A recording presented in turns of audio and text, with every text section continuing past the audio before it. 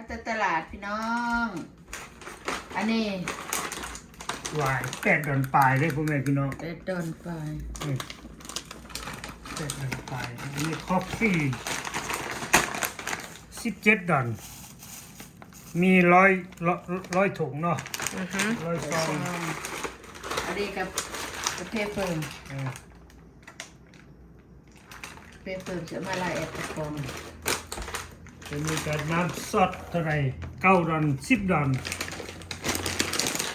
แตงโม แตงโม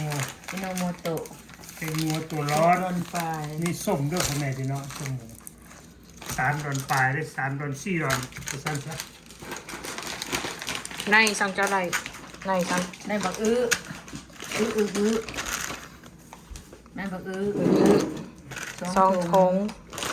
ในพักอันมักน้อยบักบกเดียมตัวนี้เป็นในอันหมักอัน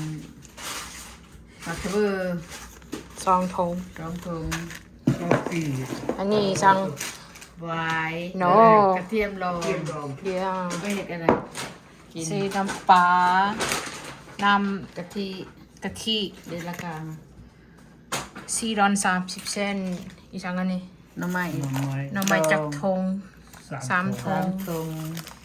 ไก่ หน้ำไม้ส้ม หน่อไม้ส้มซองทง สองทง กับ ตาม อมมะขามนี่ อ่ากับอีสั่งอันนี้ เคี้ย เกลือ มะเขือ เดือดร้อยปลายเพื่อนนี่นะ ปลายปลาย ใส่ที่ชั่วโมงปลายพ่อแม่พี่น้องไปหาซื้อเครื่องซื้อของมาไว้กิน เจ้าอัดบอกคลิปตัวเห็ดซีนแห้ง เรียบร้อย เรียบร้อยปัตตานี คือเท่านั้นน่ะซีนแห้งตากซีนเท่าไหร่ฝนตกทุกเทื่อพ่อแม่พี่น้อง เอาได้กินเจ็บจักเดือน บ่ได้กินแซ่บจักเทื่อ เป็นกระตาทีดำนี่ ซอง โอเคได้เท่านั้นนะ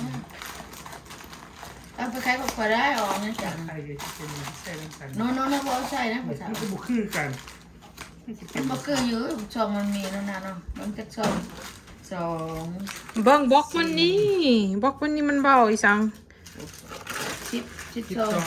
ช่อง 12 มันเก่า เอา อ่ะ สิ สอง เอาสิ 4 6 8 10 ช่องขวดเอาไว้ขวดกินเฉพาะเรื่องนี่ขวด อืม ขวดไว้ขวดกินลดน้ำหนัก เราสิพ่ออยู่รอบน มีแซ่บจังเนาะ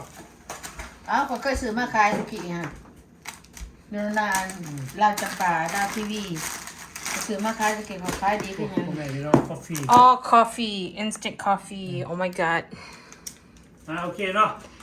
อายุดี ดีๆไม่แห้งพ่อแม่พี่น้อง FC โอเค บ๊ายบาย คนนำบ๊ายบาย